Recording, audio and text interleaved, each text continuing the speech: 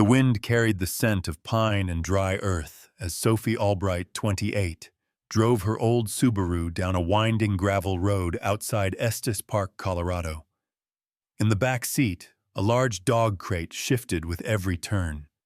Inside it, a husky mix with an injured paw lay quietly. She had just rescued him from an abandoned property up the ridge. Sophie was tired. She worked part-time at an animal rescue and lived paycheck to paycheck. A microwave dinner waited for her at home. But as she rounded a corner, something caught her eye. A golden retriever sprinted across the road, heading straight into the trees. Sophie hit the brakes and pulled over, jumping out without thinking. Hey, buddy," she called out gently. "Where are you going?" The dog paused and looked at her, unsure. Its fur was shiny, its collar clean, and a tag glinted in the sun. This was not a stray. She crouched down, extending her hand slowly. "Come on, it's okay." Then a voice rang out behind her. "Don't move." Startled, Sophie turned around.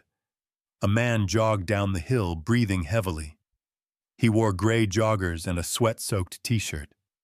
His running shoes were spotless, and his short, dark hair was messy from the wind. He looked out of place on a dusty trail. "I didn't mean to scare you," he said quickly, holding up both hands. "He just gets nervous around strangers." Sophie stood up slowly. "You shouting at me like I was stealing your dog definitely scared me." He let out a nervous laugh. "Yeah, sorry. He's all I've got out here." I panicked. Sophie turned back to the dog and patted his head. "He's sweet. A little jumpy, but sweet." The man came closer, relaxing. "His name's Toby. I'm Milo." "Sophie," she replied. "You camping nearby?" "Something like that," Milo said, avoiding eye contact. Sophie noticed his watch. It was sleek and expensive. The kind of thing no one wears to a campsite. She nodded but didn't ask more. She had met enough people with secrets. "You should keep him leashed next time," she said. "These trails aren't always friendly." "Noted," Milo replied. Toby gave her one last nuzzle, then returned to Milo's side. Sophie turned to walk back to her car, not thinking much of the meeting. But she would see Milo again sooner than she expected. 3 days later, Sophie was back on the same trail. This time she was dropping off supplies to a ranger outpost, a part of her weekend gig with the local wildlife rescue. The sun was dipping low, and a thin layer of clouds painted the sky in soft gray. As she climbed back into her car, she heard a voice behind her. "You again?" She turned.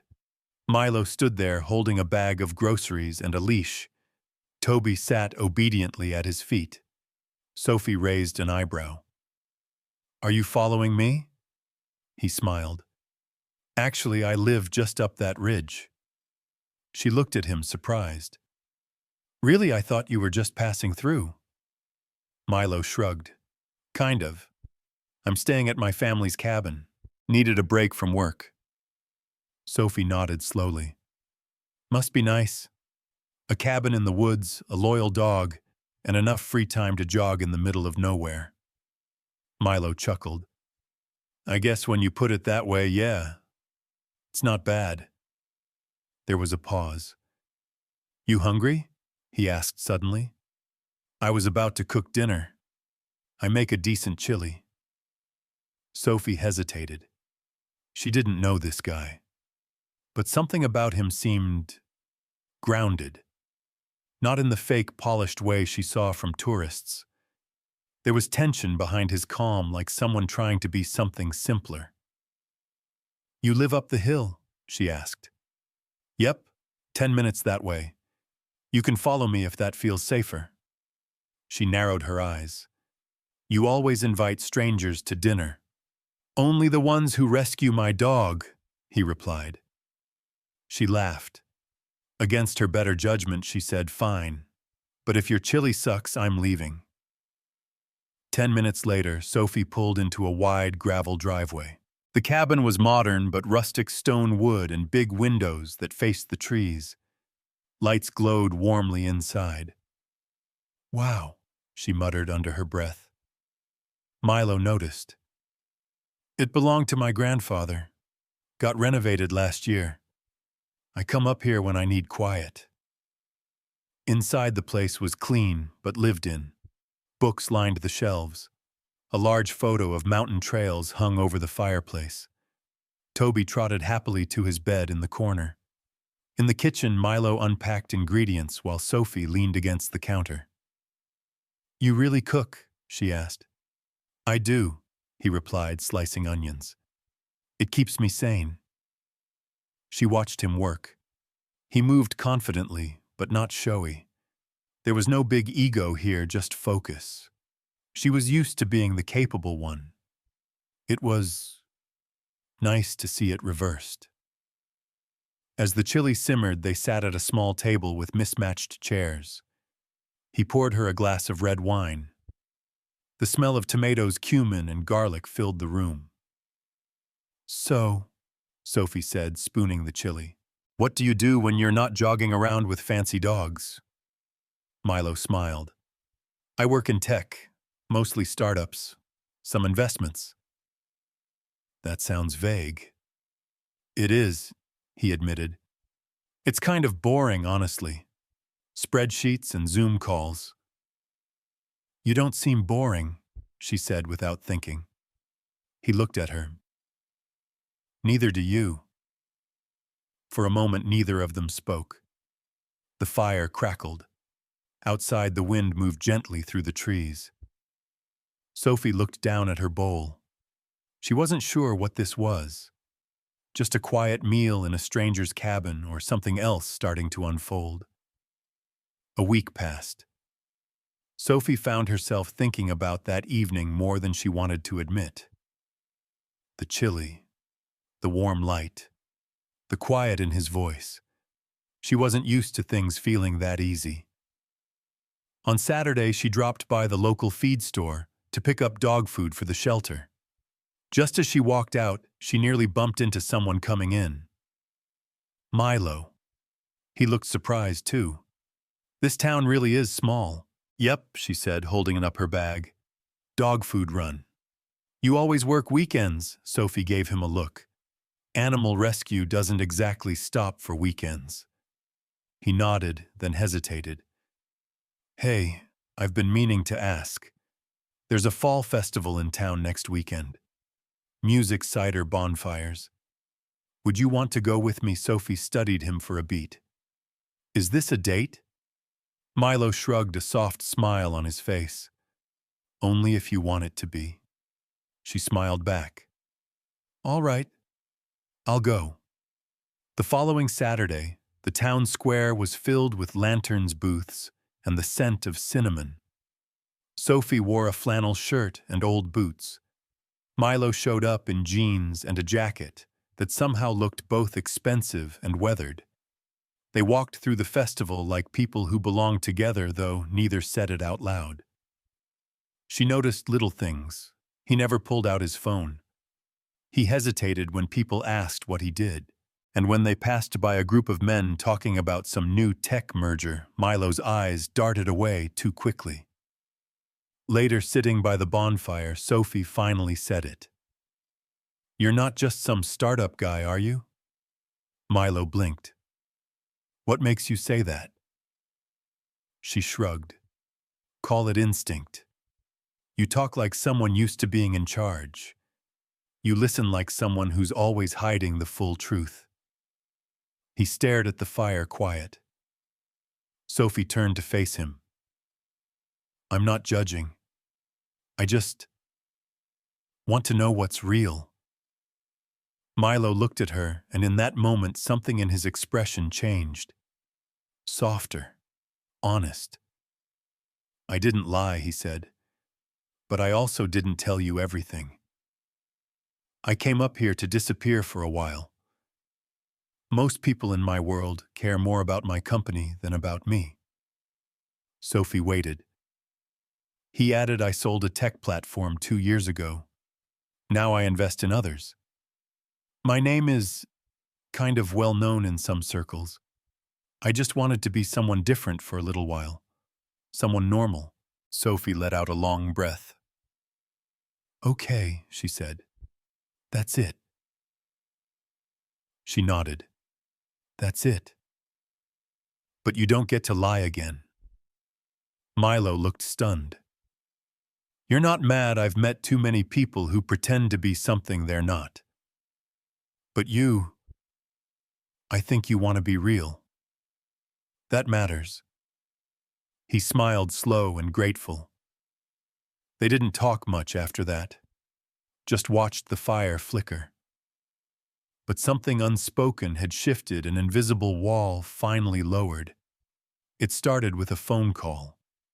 Sophie was in the shelter's office when her friend Liz stormed in, waving her phone.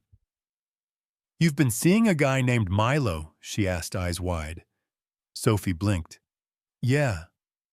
Why? Liz turned the screen toward her. A photo was displayed from a tech blog. Milo standing next to two executives beneath a headline that read, Elijah Miles makes quiet return after stepping down from billion-dollar tech firm. Her heart sank. Elijah, Sophie asked slowly. Liz nodded. Apparently Milo is short for Miles. Elijah Miles, one of the youngest self-made billionaires in the country. Sophie stared at the photo. Same eyes, same jawline. But the man in the article wore a suit and a guarded expression, so different from the flannel and chilly version she'd come to know. I didn't know, Sophie said quietly. Liz softened. I figured. Just be careful.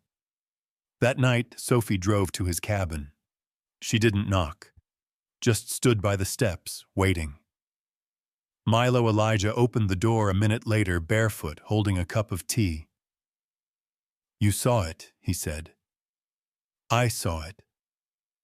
He sighed, stepping back to let her in. The fire was low. Toby lay curled in the corner, tail thumping. Sophie turned to him. Why didn't you tell me I was going to, he said. But every time I tried, I couldn't. I was scared it would ruin everything. You let me believe you were just some quiet tech guy on a break. I never lied about how I felt. Sophie's voice was calm but firm. You didn't trust me. That's the part that hurts. He looked down. I've spent years trying to figure out who really cares and who just wants access. When I met you, it was the first time I felt normal. I didn't want to lose that. She nodded, lips pressed tightly together. I get it, she said. I really do. But I need to be seen too, not as someone you can hide your truth from. He stepped forward, his voice low. I see you, all of you. Sophie held his gaze. Then prove it. For the next few days, they barely spoke. Sophie threw herself into work, cleaning kennels, checking rescue logs. But her mind kept drifting to his face, his voice, the way his hand brushed hers when they walked together. And then came the storm. A windstorm hit the area hard. Branches snapped, power flickered, and roads washed out. The shelter was in chaos. Sophie stayed late, calming scared animals, reinforcing kennels, managing backup power. Around midnight, a knock came at the door. It was Milo, soaked, holding a generator flashlight strapped to his chest. I figured you might need help, he said. Sophie stared at him. You hiked up here? The road's blocked. He looked exhausted, but his eyes never left hers. Let me help, he said. She stepped aside, and for the next 3 hours he worked beside her, replacing batteries, patching leaks, hauling food bags. By 3 a.m. they were both leaning against the supply room wall, covered in dirt and sweat. I'm not just a headline, he said quietly. I know, she replied. Their hands found each other without words. The storm passed, but the ripple it left behind wasn't just in the broken branches or flooded roads. It lingered in Sophie's chest. 2 days later, Milo texted her dinner. My place. No pressure, just us. She went. The table was simple pasta candles, nothing fancy, just like the first night. But something was different in his eyes, less guarded. I want you to see my real life, he said after dinner. Not the one I escaped from, but the one I still have to face. He pulled out his laptop and showed her news clippings, boardroom shots, fundraising reports. His company was being courted for a major acquisition, hundreds of millions on the line. He had responsibilities, pressure, and people watching every move he made. I'm going back to the city next week, he said gently. I'd like you to come with me, just for a while. See if we can do this together. Sophie's stomach twisted. She looked around the cabin, then down at her chipped nails still stained from shelter work. I don't belong in that world, she said. You belong wherever you choose, he replied. That's what I'm trying to learn too. She hesitated. What if I lose myself in all of it? I'm not built for camera flashes and cocktail parties. He reached across the table, his hand covering hers. Then don't change. Be you. I don't need you to fit in, I need you to stay real. She didn't answer that night. The next morning, Sophie drove back into town. She helped move 2 abandoned dogs into new homes, filed adoption forms, restocked food supplies. But her thoughts wouldn't settle. Later, while cleaning out one of the outdoor runs, she found a tag from a caller she hadn't seen before. It read simply, "If found, return to someone who loves me anyway." She stared at it for a long moment. That night, she packed a bag. Sophie stepped out of the elevator into a high-rise penthouse in Manhattan. Everything gleamed. Marble floors, glass walls, a skyline that stretched past her imagination.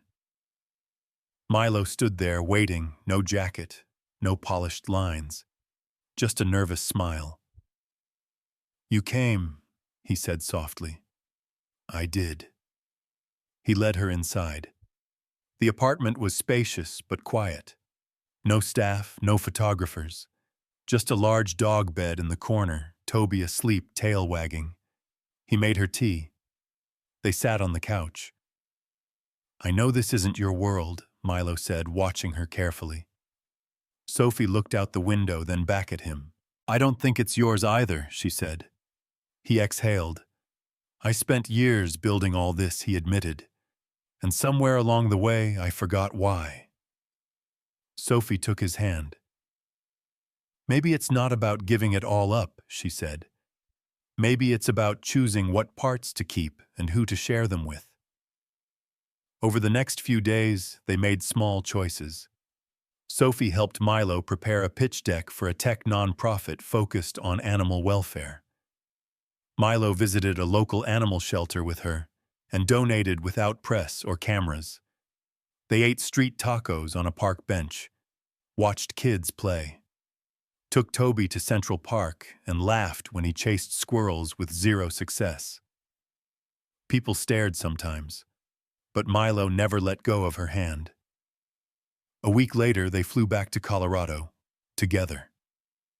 Milo bought land next to the shelter, not to build something grand, but to fund expansion, build kennels, and support rescue transport. He offered his name where it helped and stayed in the background when it didn't. One evening, after a long day of setting up the new wing, he handed Sophie a folded piece of paper. She opened it. It was a business license.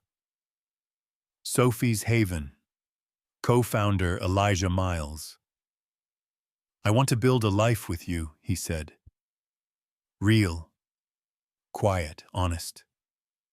She looked at the paper, then at him. On one condition, she said, smiling. He raised an eyebrow. Anything. We do this as equals. You might be the guy with the money, but I'm the one with the dog food math. Milo laughed, pulled her into a hug, and whispered, "Deal." That night, as they sat on the porch under a sky full of stars, Sophie leaned against him and whispered, "I didn't save your dog that day." He looked at her puzzled. "You saved me," she said. Milo rested his head against hers. "No," he said. "We saved each other." And in the quiet night, with a dog at their feet and a future ahead of them, they found something richer than money, deeper than success. They found home.